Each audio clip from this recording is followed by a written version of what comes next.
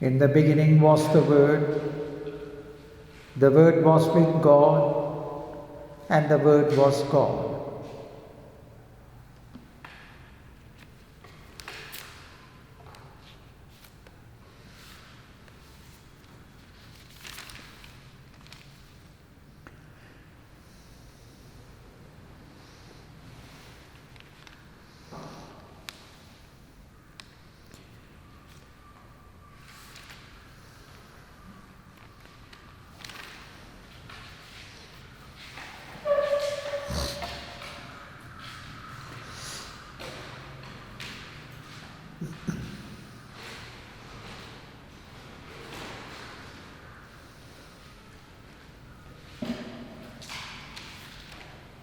Sixth chapter, line number 16.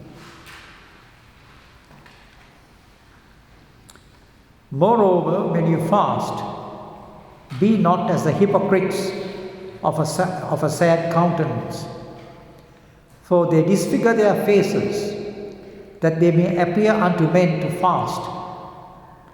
Verily I say unto you, they have their reward. Now in this section, Jesus is saying how to fast.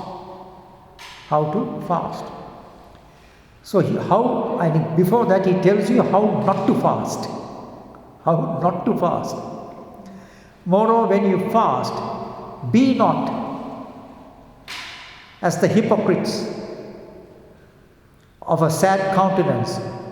For the hypocrites who fast because they are supposed to fast, as a social practice, and they want to show others that they are religious persons, and therefore they try to show people that they are honorable persons. But really speaking, it is only a camouflage. So it is not done with their whole heart. But it is done because they know that they have to do it in order to be in standing in society. It's only for that reason. So therefore they are called as hypocrites.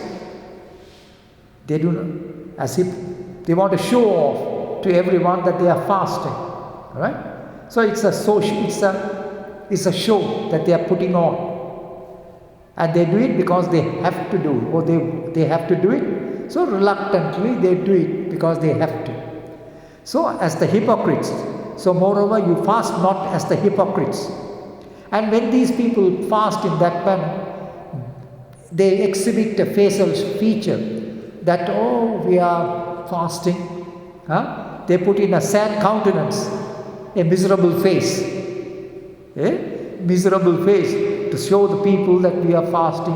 Oh my gosh, we are now out of food, and therefore we are a little low in spirits and low in our countenance. So with a sad countenance, for they disfigure their faces. So in this manner, they show a sad countenance. That's how they disfigure their faces, that they may appear unto men to fast, so that people will know that these people are also fasting. That is why they put on that show of a sad, miserable face when the person is hungry.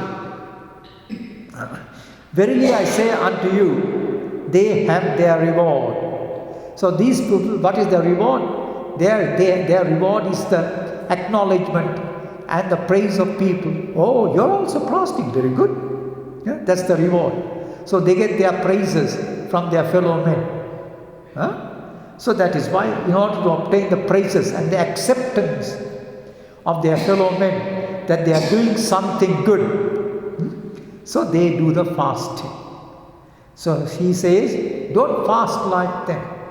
Don't fast like them.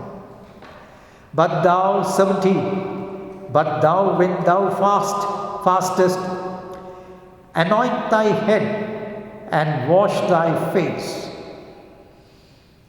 So he is now telling you how to fast. When thou fastest,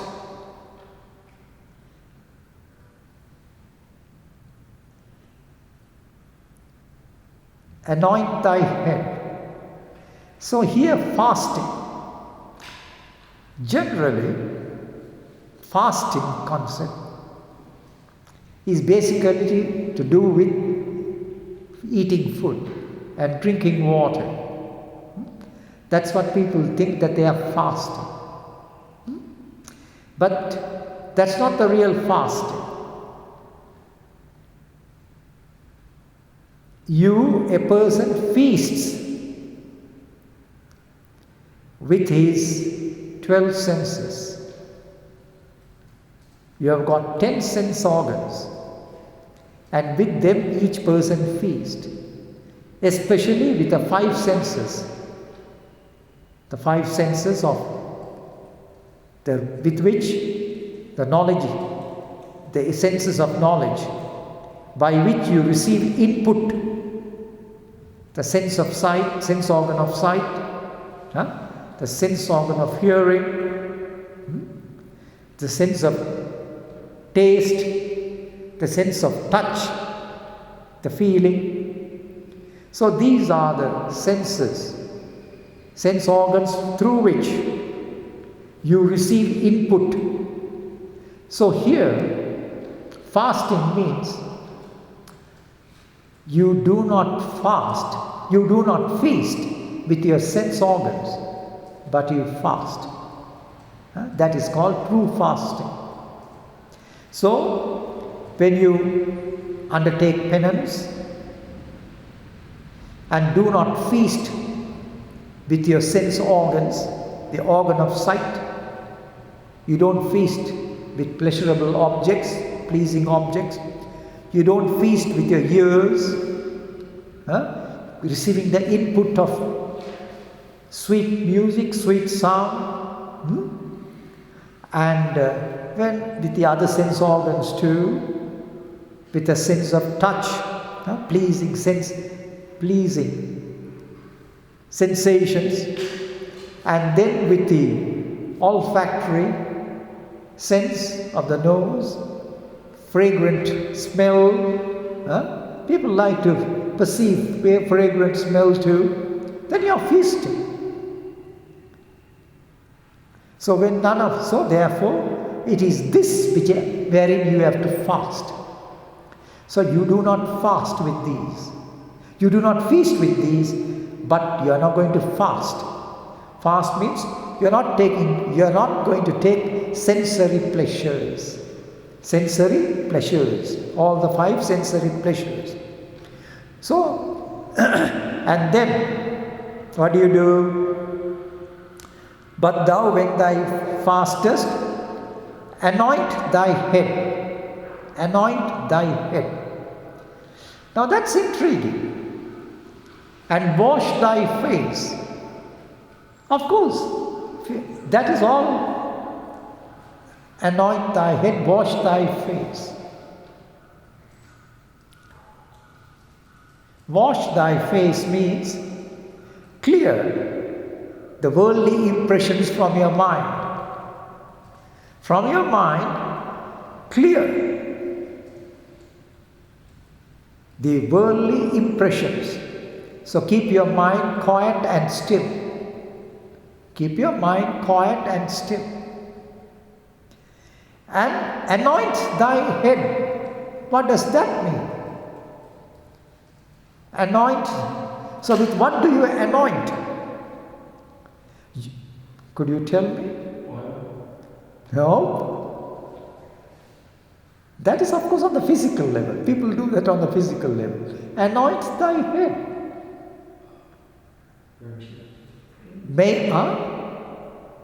Anoint thy head. That is, have the God vision, God awareness.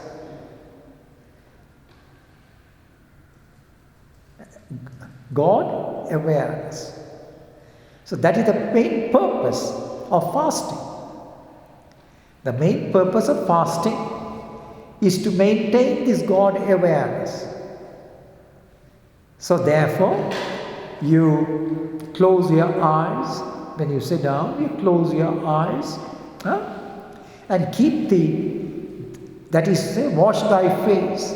So You have now kept away all the worldly impressions from your mind. Worldly impressions out of your mind, and your mind is now fresh, like a clean slate. And then having done that, then thereafter anoint thy head with the God vision. The way to maintain this God vision is to maintain the God awareness. And the way to maintain God awareness is to maintain the pure, simple awareness. When you maintain a pure, simple awareness, wherein you are not aware of anything in particular, that is why it is called simple and pure awareness. This awareness has no content. It is a contentless awareness wherein there is no content in it. No images in it. There is no content in it means no images, no thoughts, none of that is there. So that is what is called as contentless awareness. And when you so maintain this contentless awareness, then you are having the God vision. You are having the God vision, and this is how you anoint thy head. So and to maintain, this is the main purpose of fasting. The main purpose of fasting is to maintain this. Because when you are feasting with your senses, you can't maintain this awareness. So they go together now. So the concept of fasting is meant for this purpose. But invariably in the world, people think that fasting means just not taking food. And invariably what happens is, after people have fasted for 10 or 12 hours during the daytime, then after that, later on they prepare a jolly good meal and begin feasting. They think this is fasting. No? And one man said, on the days that my mother fasts, it is more expensive for him, he said, because she wants to have a good feast of all the delectables. What type of fasting is this? So the person is only fasting to feast.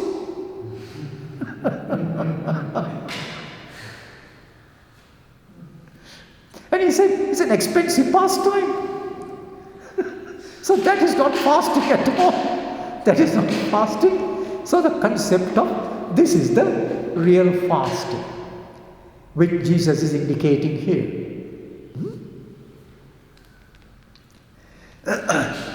So then there is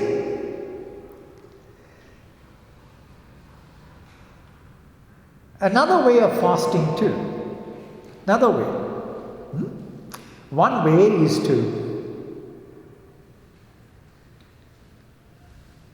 close your eyes and maintain the God vision.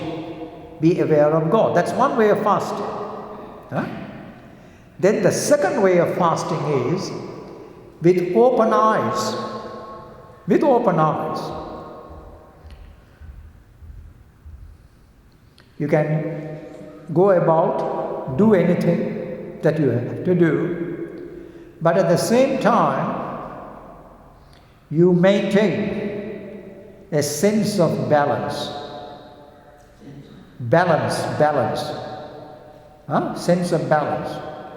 And whether it is, whatever be the outside sensation, you don't take any interest in what you see, in what you hear, because you have to go about. So you maintain a neutral frame of mind and a neutral frame of being. You do not react to the sensation. To put it simply, you do not respond or react to the sensations which may come and impinge on you.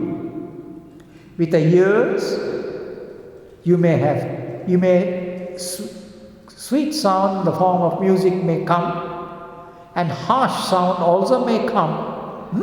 You do not react or respond to that. Similarly also, it's a neutral state. So by this, you are not receiving or intaking that impression. When you don't respond and react to that, you just allow it to impinge. Let the sound impinge on your ears. Let the vision come and impinge on your eyes. But you don't respond to it. Don't react to it in any way. When you do it, when you function like this, then what happens is, you are continuing to maintain the pure awareness without being contaminated by the sensory input which may come and impinge on you in the form of the sound world, the form world, the touch world, the world of touch.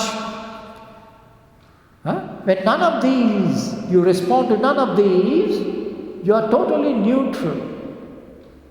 Then you are also fasting.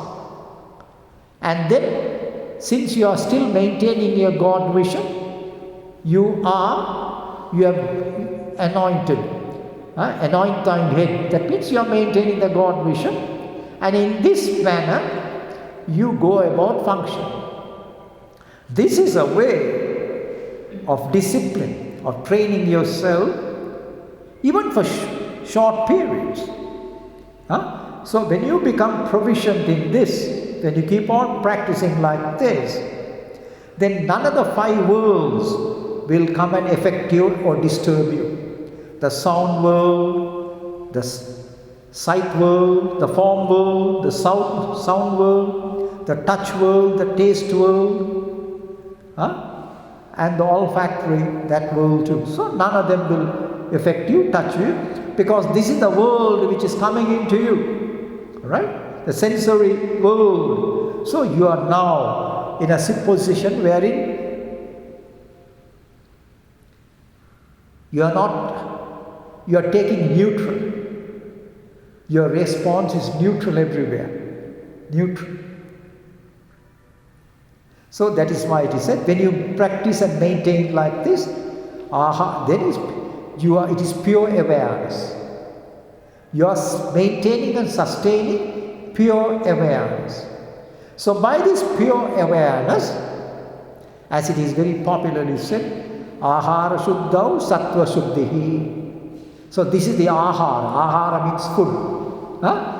When ahara shuddhau, when the intake of food via the 5 sense world becomes pure, this is the food that you are receiving, the food of neutrality, and it is pure food because there is no reaction, no response from you, pleasant or unpleasant, none of that, pain or pleasure, none of that response is there.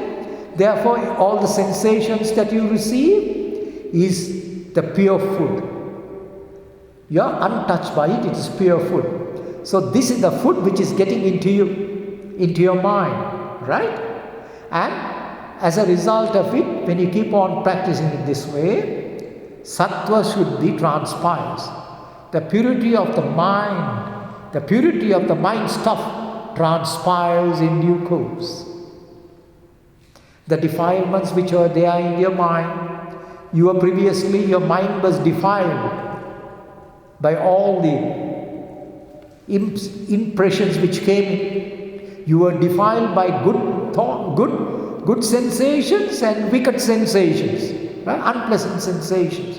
So now all those sensations are no more, and they cause the defilement in the mind. So whenever you see something which you should not see, your eyes, you get defiled by that perception. You get defiled by it. Similarly also, when you hear some obnoxious sound, you get defiled by that obnoxious sound. So here, you don't. So that is how your mind stuff was previously defiled.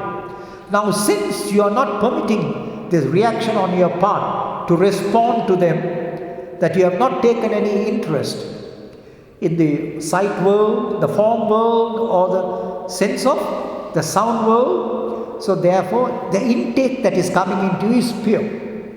So as a result of this practice over a period of time, then your mind and the mind stuff, they get purified. It is like pure water entering into murky, dirty tank and clearing it out. And the flow of the good, pure water clears the muck and the dirt in the dirty tank. So this is what transpires. So this is the primary purpose of fasting. So, but thou, when thou fastest, anoint thy head with a God vision, and wash thy face. Wash thy face, keep the sensory output away. So here wash thy face means maintain the state of silence. Don't allow the sensory world, the five world outside, sensory world, to come and defile you and input into you. That when you do that, that thou appear not unto men to fast, but unto thy Father which is in secret. When you do this, nobody knows that you are fasting. You are going about with a pleasant face. So no one feels that you are fasting. Why do you want to advertise to the world that you are fasting? Right? So, but unto thy Father which is in secret. But your Father, God, the good Lord knows what you are doing. You can deceive anyone, but you cannot deceive God. He knows your intentions with which you are going through your functions. So thus, thy Father seeth in secret, and thy Father which seeth in secret shall reward thee openly. Now what does he mean by he shall reward thee openly? He shall reward thee openly by conferring upon you the God vision, the God experience, which will transpire in due course. Then, 19. Lay not up for yourselves treasures upon earth, where moth and rust doth corrupt, and where thieves break through and steal. Lay not up for yourselves treasures upon earth. So therefore don't keep on accumulating treasures. All the worldly goods, because you came empty-handed, and you will leave definitely empty-handed, that you know very well. You are not the Pharaoh of Egypt.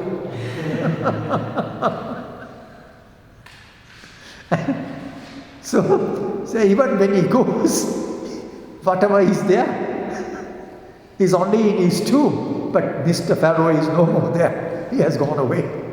So therefore here also, so when you depart, you go with nothing. The only thing that you go with is the merit that you have acquired. The merit and the demerit that you had acquired, it is only that, the punya and the papa, the virtue and sin that you had acquired, along with your knowledge and understanding. It is this which accompanies you and goes along with you. Nothing else. So therefore, lay not up for yourselves treasures upon earth, where moth and rust doth corrupt. So what is the point of keeping things? Before you leave, distribute everything. It's better for you to distribute everything before you leave, wherever you want. So don't accumulate things. The more you have, it's a bigger burden. It's a big burden. And corrupt, and where thieves break through and steal. So the thieves also come and break through, they are looking for it. So what use is it? But then he says, but lay up for yourselves treasures in heaven.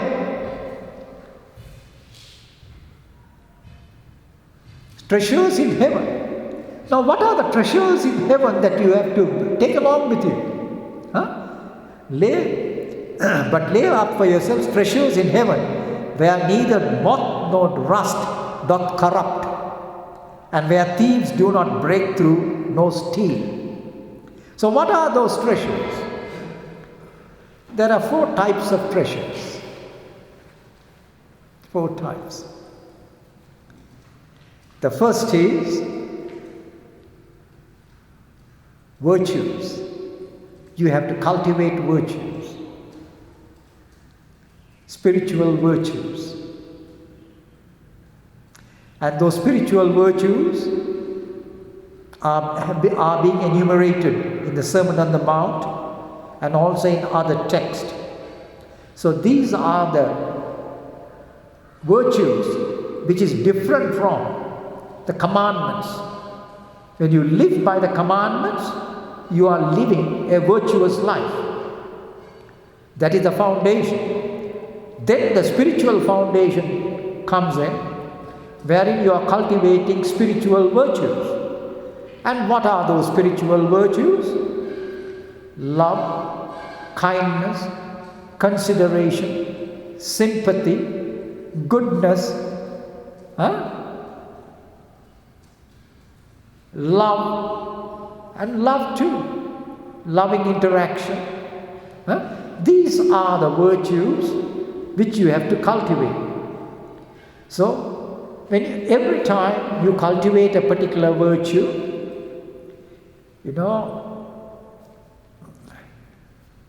in the church they have a goblet, and the goblet is studded with gems, is it not?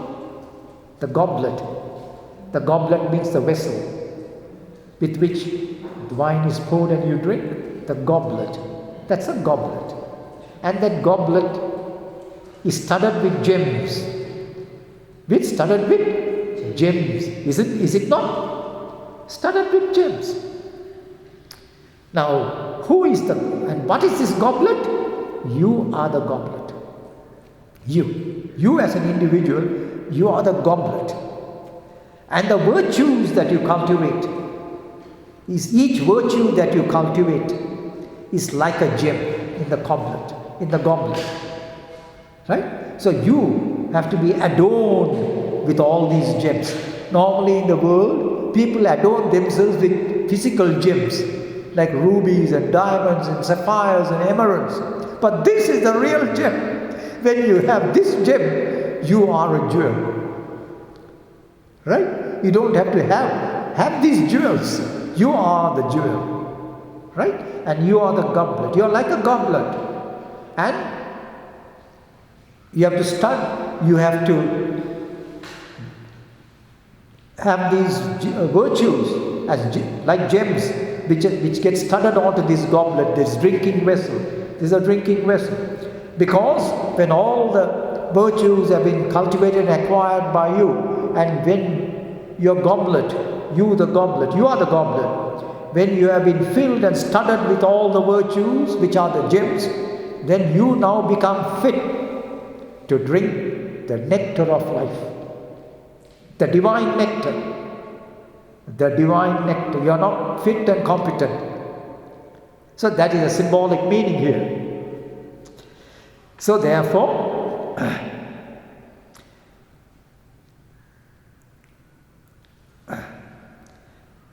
these are the virtues. So all the spiritual virtues like patience, forbearance, tolerance, and then you clear off the negativities like anger, hatred, all that is cleared out of your system.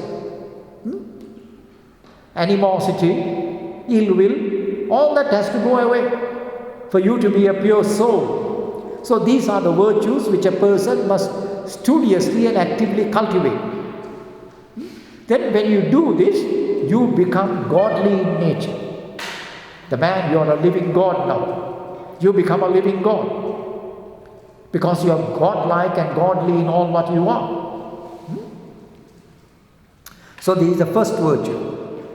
Then the second, because this is what goes along with you when you leave this world. Then the second is good deeds. The good deeds that you have done is also good virtues. Huh? And then the third thing is the good feelings that you entertain. The good feelings that you have been entertaining in life. Good feelings. Huh? Feelings of kindness, loving kindness, benevolence, compassion. These are the feelings. And then the fourth is all relevant spiritual practices. So these are the virtues that you cultivate and acquire. These are all these four put together is the treasure, is your inner treasure.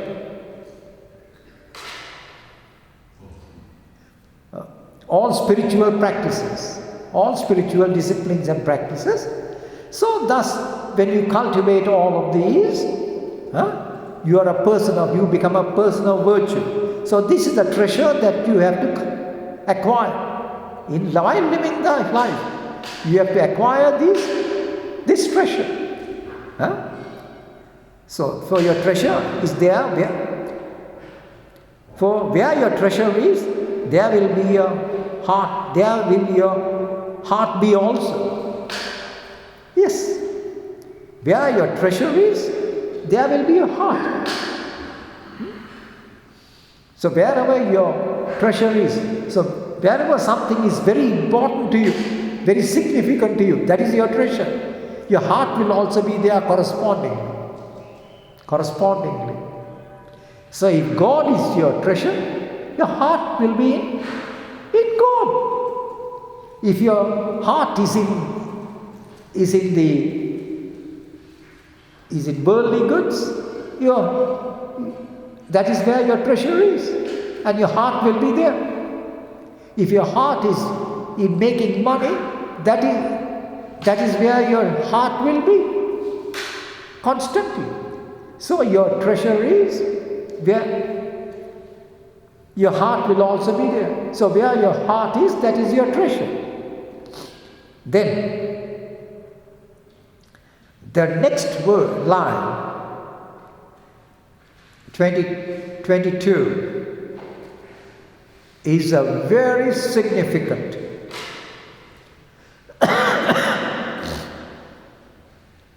very pertinent line which is teaching you, which is going to teach you how to maintain this God vision. What is this God vision? What is this God vision? That is what it is going to tell you.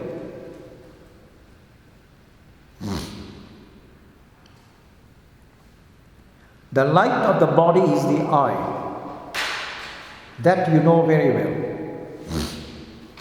The light of the body is the eye. So if you don't have sight, you cannot understand and know your body and see the body. So the light of the body is the eye, your physical eye. Then, that's clear. If therefore thine eye be single, if therefore thine eye be single, thy whole body shall be full of light. Thy whole body shall be full of light. Now in the NIV translation, there is a big error done by the translators. They were a team of 30-40 translators, by biblical scholars, who got the NIV translation done. And they have translated that section wrongly. Therein they indicate, if thine eye be, instead of single, they have used the word good. That's not the meaning. If thine eye be single, thy whole body shall be full of light. Thy whole body shall be full of light. What is the body? Which will be full of light. First of all, what is the body? If thine eye be single, the whole body shall be full of light. The whole body is the body of the universe. The body of the universe, this is the body. The body of the whole body, the body of the universe shall be full of light, shall be full of God light, shall be full of God beingness. Provided the eye be single. The eye be single. The eye has two factors. Your vision has two factors. Either it can be single or it can see the multiplicity. The multiplicity of the universe. But if thine eye be evil, if thy eye be evil, now what is evil is going to be mentioned. Thy whole body shall be full of darkness. If your eye is evil. Now we will explain this and then come to the other one above. But if thy eye be evil, thy whole body shall be full of darkness. Thy eye be evil. What is this evil? Seeing the multiplicity in the universe. What is this multiplicity? Everything is different. The hills are different from the mountains, the mountain from the sky, sky from the tree from the rivers, and the plants and animals and beings. This is the multiplicity. And this is the normal human vision. When you have this vision of the multiplicity, wherein you are seeing everything as different from each other. Everything is different from each other. And they are different. The tree is different from the plant, from the rose flower, and the mountain is different from the hill. The sky is different from the earth. So this is the multiplicity which you are seeing. The multiplicity of things. Your normal vision is this vision of the multiplicity. And this vision is said to be evil. It is this vision of the multiplicity which is said to be evil. This is called, there are only two visions. One is the world vision. This is the world vision. Seeing the multiplicity is the world vision. Opposed to this is the God vision. Clear?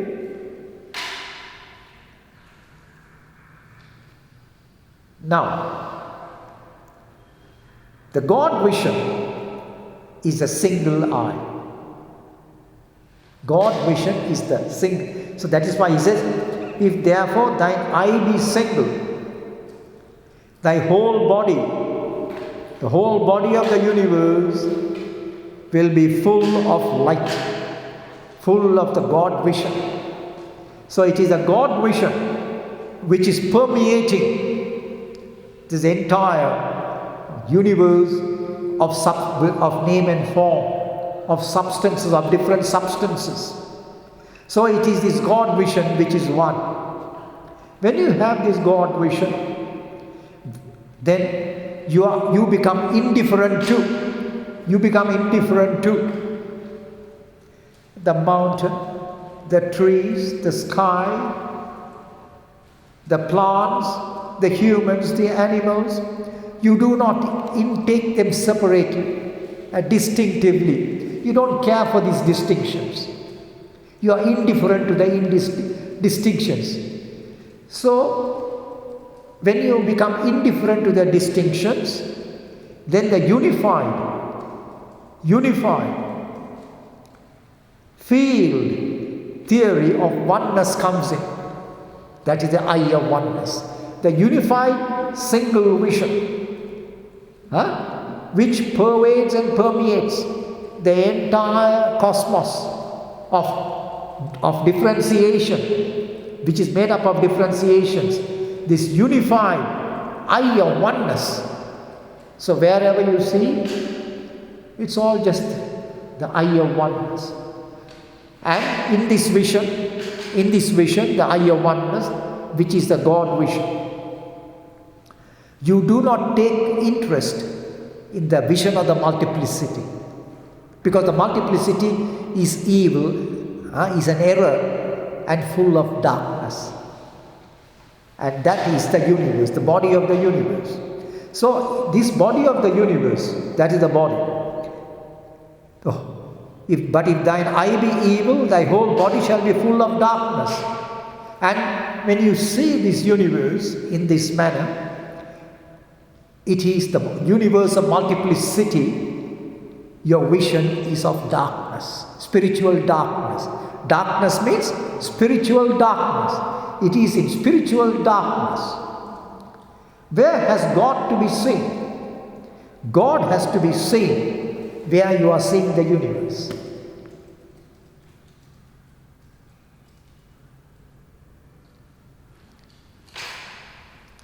God has to be seen in two places, within you and outside you, in the universe. In the whole universe around you, that is the body of the mystical body of God, and it is here that you have to see and experience God too. Where the body. So what is happening is, there is something intriguing happening. It is God which is appearing to you or manifesting to you in the form of the universe. In the form of the universe, God is appearing to you because of your spiritual ignorance, because of your spiritual ignorance. And because of your spiritual ignorance, that is called darkness. You are in darkness. So therefore, the God is now appearing to you or manifesting to you as the universe of multiplicity. And this vision is the vision of multiplicity, which is the vision of darkness, ignorance. Darkness means ignorance.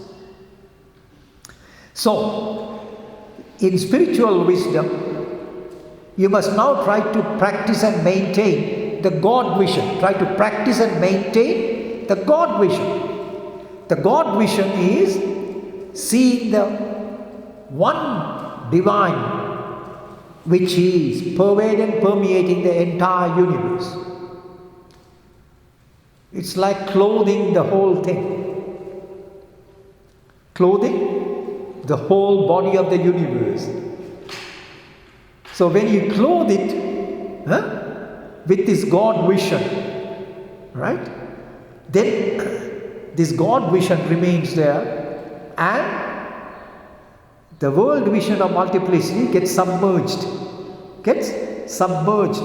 So with this non-differentiation, that is why he said, therefore when thine eye be single, this is the meaning. When the eye vision, eye means vision. When your vision is single. In fact, there was a saint in the southern part of India.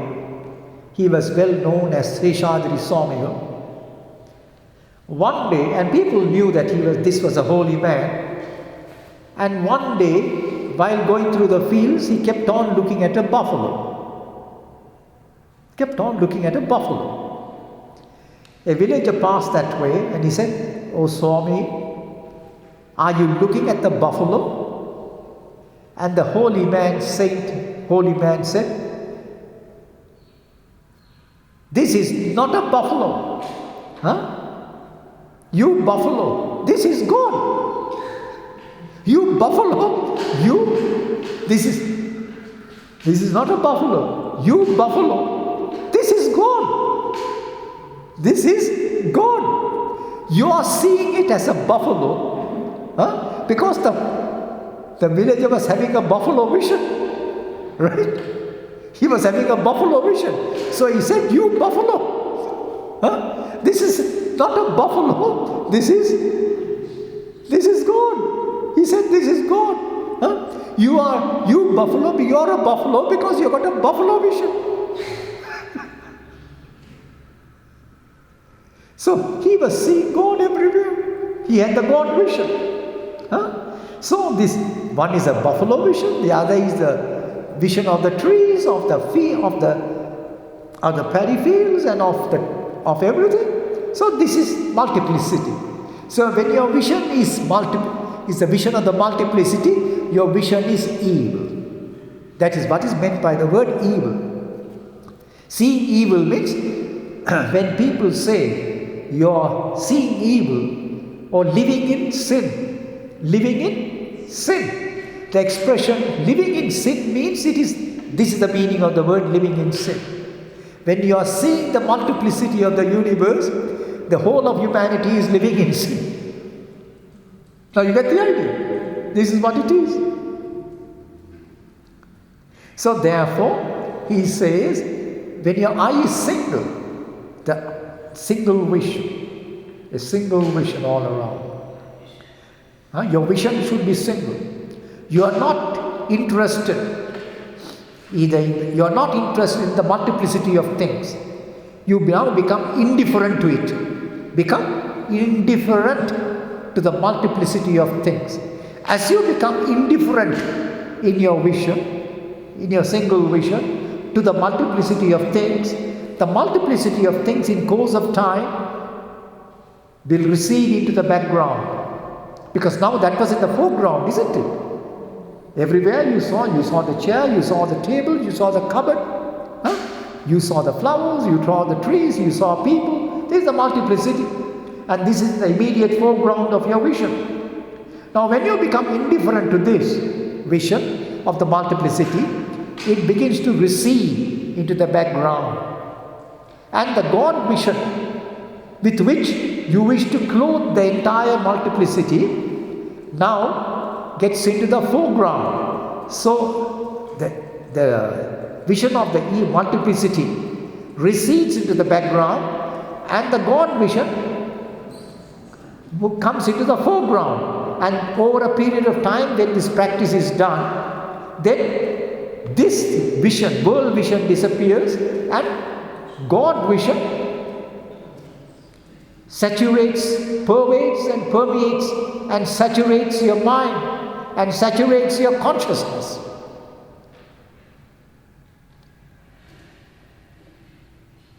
So that is what he meant in one sentence. See how beautiful. The entire spiritual discipline, the entire spiritual metaphysics is put into this one little line by Jesus. How remarkable! If therefore thine eye be single, thy whole body shall be full of light.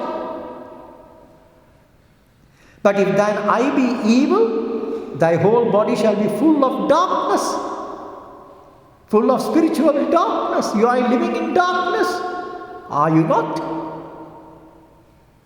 This is darkness, spiritual darkness.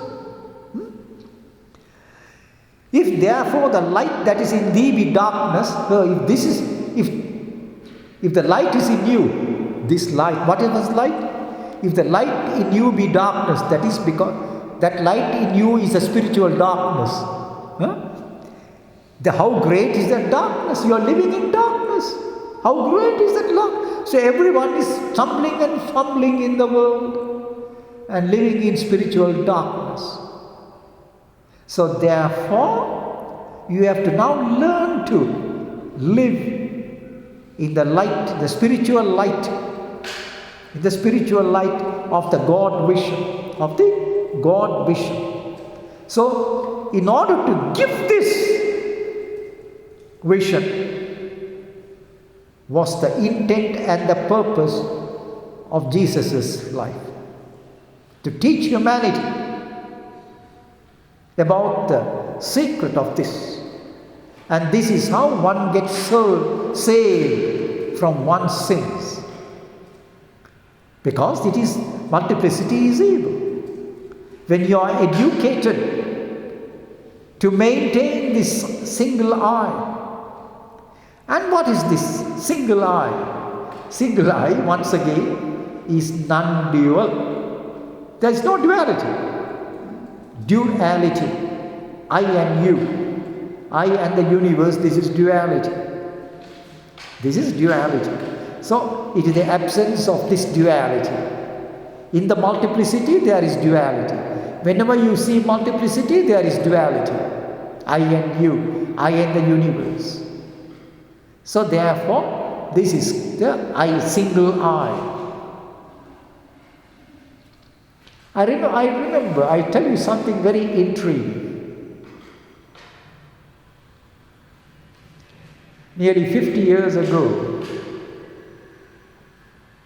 there was an elderly Swiss woman living in Rishikesh in the midst of these sadhus, of the monks. She was an elderly woman from Switzerland.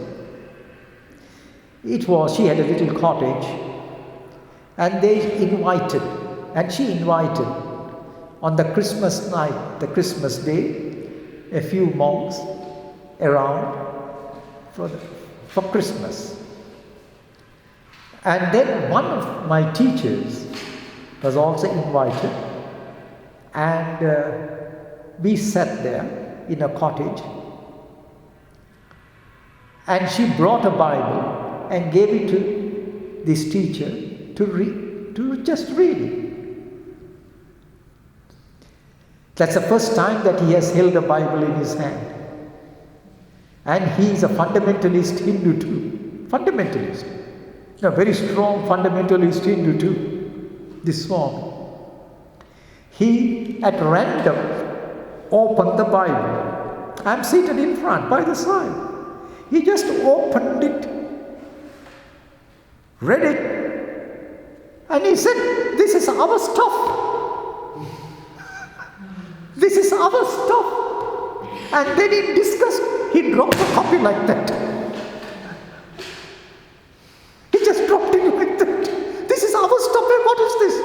This is our stuff. So now you see how God has uniformly revealed the mystic secrets, the mystic truths, uniformly all over the world. He could see it. And it so happened, God made him open that page where that section was. He just flicked it open. He had never held a Bible in his hand. So this is that vision. When thine eye be single. When thine eye be single, that's a God vision. And this will be further elaborated in Luke. Luke will be talking of this. And therefore, if thine eye be evil, the whole body of the universe shall be full of darkness. That is, you are living in darkness now, spiritual darkness.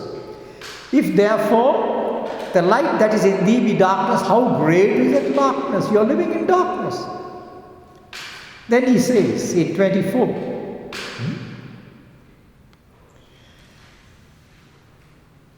no man can serve two masters, for either he will hate the one and love the other, or else he will hold to the one and despise the other. No man can serve two masters. You can't serve God and mammon, as it is said. Mammon here means the world. You can't serve the world and serve God at the same time. They are two opposing things. One is, the God is full of light, mammon is full of darkness, and the two can't be mixed. Oil and water cannot be mixed. Right? So therefore, a man can't think that he can serve the mammon and then at the same time serve God too. No. So he says, no man. So either you can maintain the world vision or the God vision. If you are God interested, if you want to experience God, then you must try to maintain and practice the God vision at all times, wherever it is possible. And whenever it is possible. Because now you know what the God vision is.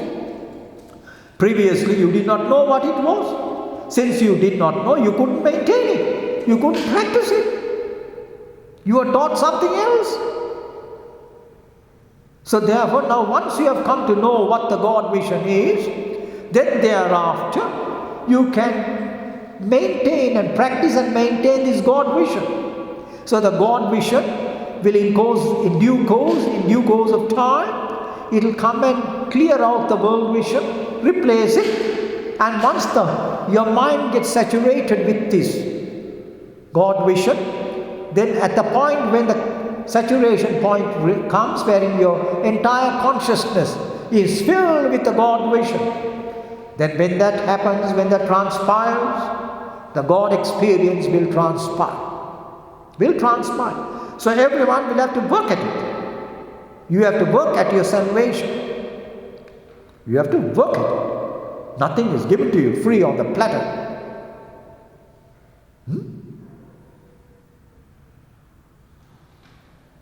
So therefore, he says, you cannot serve God and serve two masters. Either you will hate one and love the other. Or you will show favor to one and despise the other. You cannot serve God and mammon.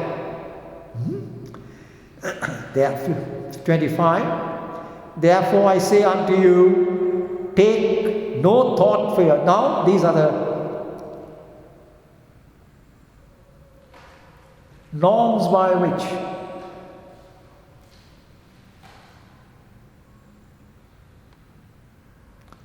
each person is to conduct life. What are those norms? Therefore I say unto you, that being the case, therefore I say unto you means, that being the case, take no thought for your life, what you shall eat or what you shall drink, nor yet for your body, what you shall put on. Take no thought about it. Is not the life more than meat? Is not life more important than all these? And the body more than raiments, more than garments? Do you want to? Is your life more than garments? All that you need is some fabric to wear. You don't need something fabric. Your life is more important than. So, and the life more than meat. Some people live to eat. Others eat to live. There's a difference. You eat to live. But there are some others who live to eat. It's a pastime for them. Eating is a pastime. That means it's a feasting. Life is a feast. It's feasting. No. So therefore he says, take no thought for your life, what you shall eat, why, or what you shall drink, or yet what you shall wear. Why? Because it has already been provided for you. Even when you are born itself, as when you are born, the blueprint of your life has already been blueprinted. What you will get for the day will unfold for you of its own of its own accord. Every day, the page of your life will be turned over. Will turn over the page of your life. And what is in that document, in that page, that will only transpire. People, in a sense, know this. That is why they go to astrologers, palmists, and fortune tellers, because subconsciously they know. They want to know their future. You can only know your future in this sense if it is already recorded there. If it is already there. But God is so ingenious that He does not allow these palmists and the astrologers and the fortune tellers to see things in a very clear manner. Right? He puts a covering here and there. Huh? He doesn't want them to know totally about it. Then life becomes a boring thing. If you were to know, if somebody comes forward and tells you, look here, I can tell you everything in detail about what's going to happen for you for the next 10 or 20 years of your life. Do you want to know it? In detail, I'll tell you. You will think over it. And if you are wise, you will say no. Why? Because otherwise, life will become boring, isn't it? It will be boring. You know what's going to happen tomorrow? Tomorrow, whether you will get chapati or noodles, you know at what time you will get it. Huh? So life becomes boring then. You miss the value of experiencing. Life is something fresh. Every day is a fresh day, is a new day. Huh? So you lose the fun of living, the glorious uncertainty of life. Huh? That's what makes life interesting or even exciting. You don't know what is there in store for you tomorrow. Huh? You don't know what is round the corner for you. You may get enlightened. Who knows? Who knows? So therefore, it is better for you not to know them.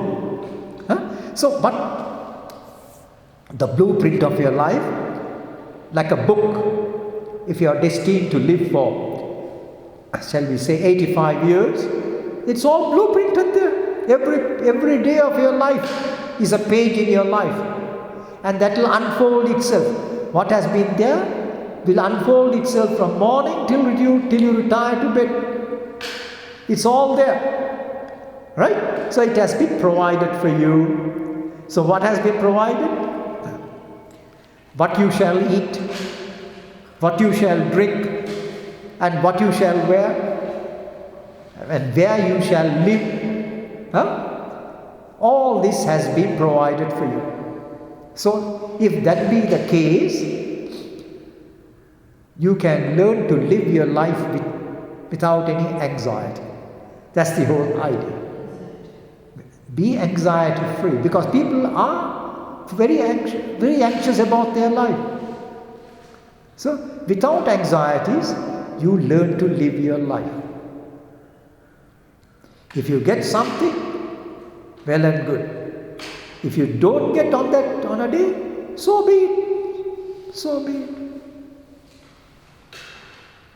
So therefore he says,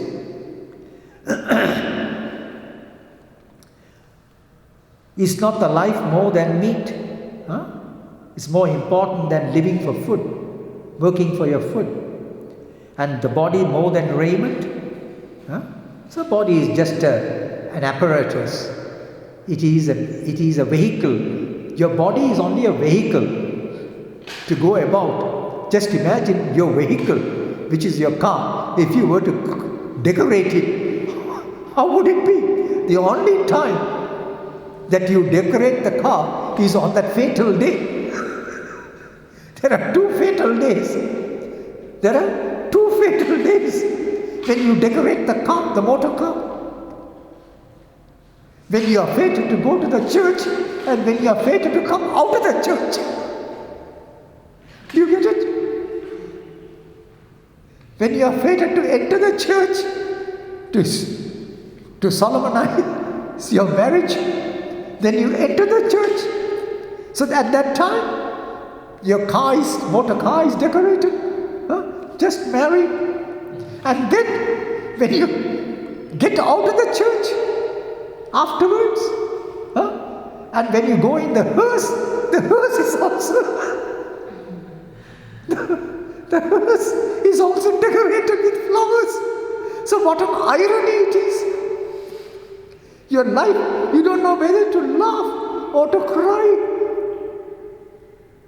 Right? And the strange phenomena of life. This is life. So therefore,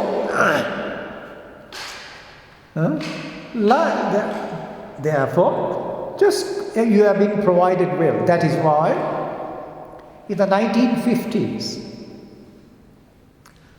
Doris Day, the well-known singer, sang, "Oh Sarah, what will be, and what will not be, will not be." It was a famous song which was sung in the 50s. And Doris Day had a beautiful voice too. "Oh Sarah, hey Sarah," there you are, he says, he knows it. Yes. "Oh, hey Sarah, what will be, and what will not be, will not be." That is the philosophy of life. What will be, you just accept it. What will not be, will not be. That's the fate of life.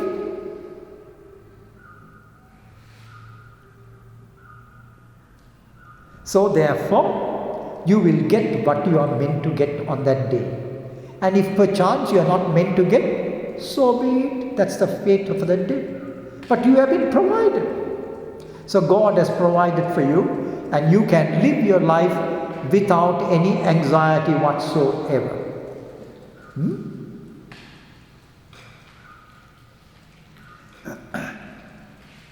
Okay, we will call it a day. Om Tat Sat.